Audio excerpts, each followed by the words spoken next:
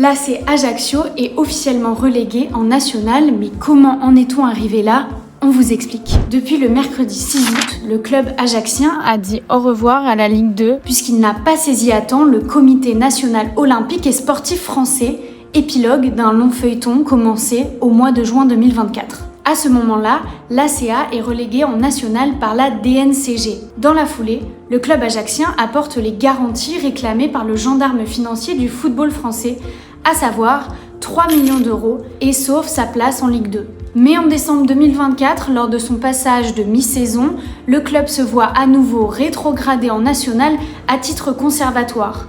La direction se veut pourtant rassurante. Quelques semaines plus tôt, l'actionnaire majoritaire du club, Alain Orsogne, confirmait son intention de vendre ses parts au 31 décembre, un moyen d'assainir les finances du club. Sauf qu'en janvier 2025, rien n'est toujours signé et le directeur général du club, Franck Leloup, évoque une dette de 7,5 millions d'euros. Au mois de février, nouveau rebondissement avec l'arrivée de l'homme d'affaires américain Glenn Stroud.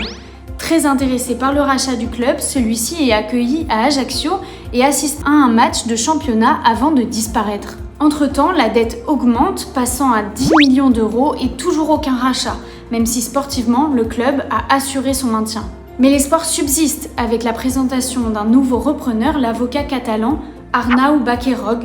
Malgré tout, le club est à nouveau relégué en national lors de son passage devant la DNCG le 24 juin.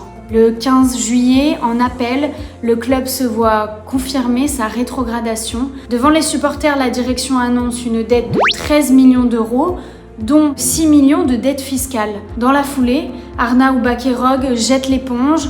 En l'absence de repreneur, le spectre du dépôt de bilan semble inéluctable. L'avenir du club, il dépendra de son passage devant la DNCG en vue de participer au championnat de National 1. Les dirigeants ont dit qu'ils essayaient de boucler un budget solide. 3 options s'offrent aux dirigeants. Un maintien en national à condition de disposer du budget nécessaire. Deuxième option, une rétrogradation en National 3. Enfin, le pire des scénarios, un dépôt de bilan et une exclusion des championnats nationaux, ce qui pourrait sonner la fin de l'AC Ajaccio.